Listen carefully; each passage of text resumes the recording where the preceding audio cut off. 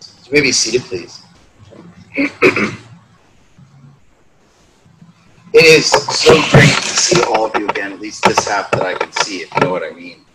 For those of you who were here last year and you got your semester cut a little short, or you've been here for a few years, it's wonderful to have you back. And I did miss you. We all missed you. Even the dog missed you, really. For those of you who are new, maybe you transferred in or your first years, well, this is a wonderful tradition we have here at Bucknell. Not having Mass outside, but having Mass on a Sunday evening. So this is probably the only time this year that we'll have Mass out here. We have beautiful weather and we're graced with that. But normally we'll have it inside of Brook Chapel. And so this year, Masses will be at 4 and 8 in the evening on Sunday. So tell your friends who didn't come here yet, if they have plans to go to Mass, that we have one tonight right here at the same place at 8 o'clock in the evening. Whenever we hear this gospel of this woman, who approaches Jesus, it kind of seems very abrupt. Like we listen to the whole dialogue and we're thinking, well, is that really Jesus who said that? Or how could people follow him? I mean, first of all, she's asking for help and he doesn't say anything. He pretty much ignores her. And then she comes up and pleads even more and kind of calls her a dog. And yet she doesn't leave. And his followers don't leave. And we might say, I mean, weren't they offended by that? Wasn't she offended by that? But we have to put it in context. So in the ancient world, they did have dogs, and some of the dogs were domesticated, but most people didn't keep them as pets like we do. So it's much like the cats in Rome. If you've ever been to Rome, they just kind of go around and they take care of themselves, and they eat a little bit of this and that, and they're almost wild. And dogs were the same way. They were scavengers. So they would take a little bit of this and a little bit of that. And so what Jesus is saying to the woman, and the woman accepts, it's not an insult, it's a description. I'm not going to give to dogs, those who just kind of scavenge whatever they can get, what is special, what is divine. I'm not just going to throw it away. So she was a Canaanite woman. Up just before the Josian reforms, the Canaanites did human sacrifice. So you have the Canaanites, you have the Hittites, you have Mithras, which is a cult at the time. She probably took a little bit of each one. Even Judaism, she might have taken some of at the time. Whatever was good for her at that time. And so Jesus is saying, you don't really believe in anything.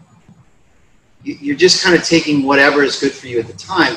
And now you've come to me as a last resort. And so I'm not going to give to someone who doesn't understand this, who hasn't really invested themselves in everything. I'm not going to give them something that's special. And he calls her, one of the dogs, one of the scavengers. And she responds, and the word in Greek, Karneia, is a diminutive. It means little dogs, the puppies. And she says, even the little puppies get what fall from the master's table. And I believe this is one place in Scripture where you can validate that Jesus let out a big laugh. And I think when he says, great is your faith, woman, I think that's a bad translation. He probably said, great is your sarcasm. I'm so thankful I found another sarcastic person in the world, because the apostles aren't funny. I hang out with them, I try to make them funny, they just don't get it. So because you are so good, and you came back at me with that, you get your miracle. But he was the last resort. Do you ever wonder about that term, last resort? Let me tell you about a last resort. 1995, I was a senior in college. Many of you weren't born yet, but that's okay. It'll still make sense. Spring break time comes around, and the bulletin boards are filled with these flyers that say, yes, you too can afford spring break. It's not beyond your reach. And so you get these ads from travel companies, and my friends and I, we saw an ad for a trip to Jamaica. 7 days, 6 nights, Jamaica, round trip, $450. Now, back in that time, $450 is like $1 million today. All right, we had to save and scrounge and everything else. But we were going to take this trip. So we took the trip. We arrived in Jamaica at 8 o'clock at night. That was the first day of our trip, by the way. 7 days, that's the first day. We arrived there. We were offered drugs 10 times before we got out of the airport. Once by a customs officer. Okay? We get in the taxi at that time. I now know why all the taxis have rosaries hanging from their rearview mirror. I mean, it was crazy. We didn't even know if we were going to get there. We arrive in the dark at the hotel. We go into the hotel, and right away, amidst the curtains that are decorated with cannabis everywhere, we had a balcony. So we go out on the balcony, which faces another building about 5 feet away with a balcony. And the sliding door does not lock. It doesn't even close the whole way. And then someone said, hey, come look at the bathroom. And in the bathroom, where the shower head should have been, there was a pipe sticking out of the wall. And you turn on the water, and water did come out, but it came out like it's coming out of a pipe. And we couldn't believe this. And then in the middle of the night, I wake up, and I see a guy standing in our room. And he looks right at me, and he says, where's the turtle? I thought, the turtle? What are you doing in my room? He says, where's the turtle? And I said, get out of my room. And then he started urinating on the floor, and then I knew he was looking for the toilet, not the turtle. And we kicked him out of the room, and then we each took turns standing guard all night because the door wouldn't lock. We called our parents, and one of my friends lived in Scranton. Pretty sure her dad had ties to the mob, maybe. They called the embassy called the president of the college. So the next morning we get a knock at our door, and it's the manager of the hotel, and he takes us to breakfast. And he says, I don't know what happened, how you ended up in that room. We don't give that room to anyone. It's under construction. But after that, he gave us the suites on the top floor. We had that for our spring break. Now, later on that week, we did see people occupying that room, so I don't know what he was getting at. At any rate, that is what we call the last resort. That's not the resort everyone wants to stay in. You got Norman Bates in the basement, his mom in the attic. Nobody wants to go there. You want to go to the resort that has everybody there, that's full, no vacancy. And sometimes we can treat Christ, like this woman did, as the last resort, when he's actually the best resort, the first resort. And we can go through all these other options in our time, and then we end up at the feet of Christ, and it's our last resort. And he doesn't mind that. He wants us to come to him one way or another.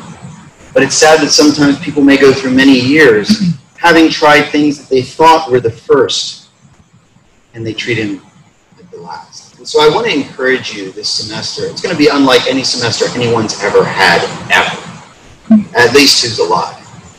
And so I encourage you to make God that first resort.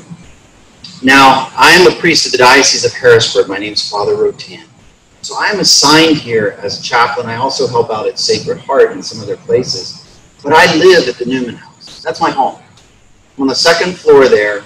I live there almost every day. I'm usually away Tuesday afternoons and Wednesday.